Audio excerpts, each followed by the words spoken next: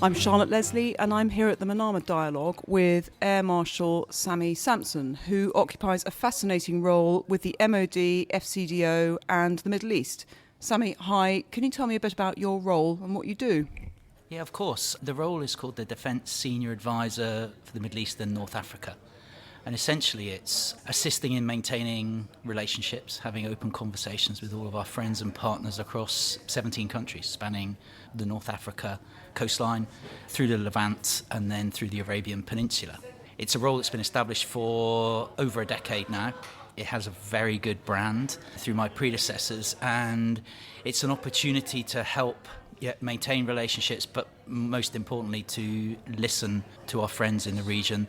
They're very generous with their access, from leaders, ministers, royalty, all the way through the military, and to feed that back and feed it back into both the FCDO, into the MOD, but also into Department of Business and Trade, because security for the region is a much broader canvas now than just military activity.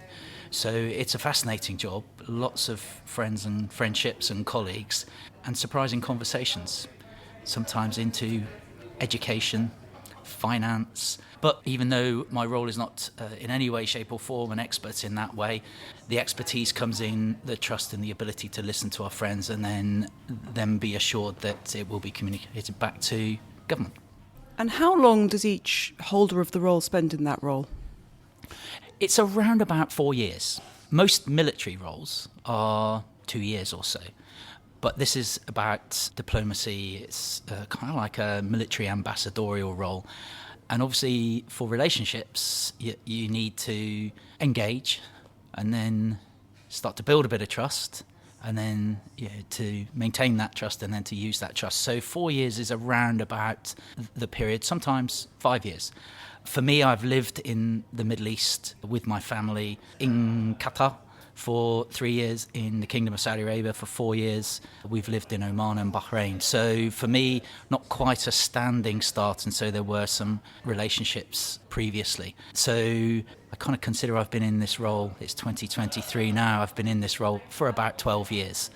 Because the region drags you in. They want friendships, they want the relationship with the UK, they want to be able to communicate with us, they know that we listen to them, and they know that we are good listeners.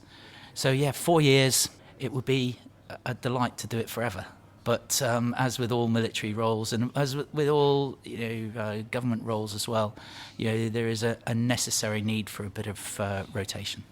4 years is longer than a lot of foreign secretaries, and longer than many prime ministers of recent times. What benefit do you think that continuity gives in relationship building with a region like this? Oh, it's huge. I mean, the military and defence and security relationships in the region go back a long time. Many of the people, including ministers and in some cases crown princes and royalty, and certainly the military leaders, the very senior military leaders, I either flew with, operated alongside in headquarters, I exercised with, or I engaged with in various military forums or academic establishments. So a military life, by its very nature, is a life of consistent engagement and returning to friends and colleagues that you meet. So there is an aspect for this particular role where 4 years is important, but the military aspect is important. People feel comfortable because military people serve often in similar roles, always with the same uniform, and often for life. And that is particularly attractive to the region. So a real emphasis on continuity. We're in particularly difficult times now since the appalling attacks of Hamas on October the 7th. Can I ask you, without betraying any confidences, generally what you're hearing back from the region, their perspective of both the situation with Israel and Gaza and also the UK and the West? Yeah, of course. The key themes that are emerging and that are consistent across all of the people I engage with, perhaps the first one, of great sadness, anguish, concern, worry. And because of that, they want to turn to friends. They are horrified at the fact that their families, inside their homes, their children, given the way social media and access to information is so freely available for everybody from very young ages all the way up to the elderly, what is happening cannot be hidden from anybody in the families. And people talk about the Arab street. It's not about the street. It's about the communities. It's about in the hearts and the souls. And that's the first thing. This is deep and real and emotional and visceral for every single person. And for the leadership, that poses some challenges. Leaders in this region, this region has huge ambition. It is moving so fast. It is delivering so much for its people. This is one of the things where families are turning to the leaders, the influencers, and saying, you've done so much for my country. What are you going to do about this? And there is anguish, and there is concern. So that's the first one. I think the second thing that comes out is a desire to turn to friends, especially the UK. What is often said to me, and this is widely said to people, is that the UK is perhaps the one country that understands this region the best. We understand the underlying motivations. Most people can see the waves, the bit above the water. How people describe it to me is that the UK kind of understands the tides and the currents in the region. And that is vitally important. And so they're turning to us and saying, how is the UK going to play a leadership role in a better future, to take our anguish and worry away and to be part of a long-lasting solution? So that's the second thing. They're really counting on the UK to step up and step forward. And then probably the third thing that is present with many commentators, probably or almost certainly in the homes, but also in discussions and in the press, is questions about the West's position on certain things, double standards, and our behaviours and the consistency of our behaviours. In Islam, as in most religions, every life is important. And there are questions being asked of many people on all sides about whether everybody, friends, competitors, allies, enemies, are consistent in their application of that very, very basic principle, or whether there are different rules for different people and therefore a need to have slightly different relationships. So those are probably the three things that are being projected most frequently back to me.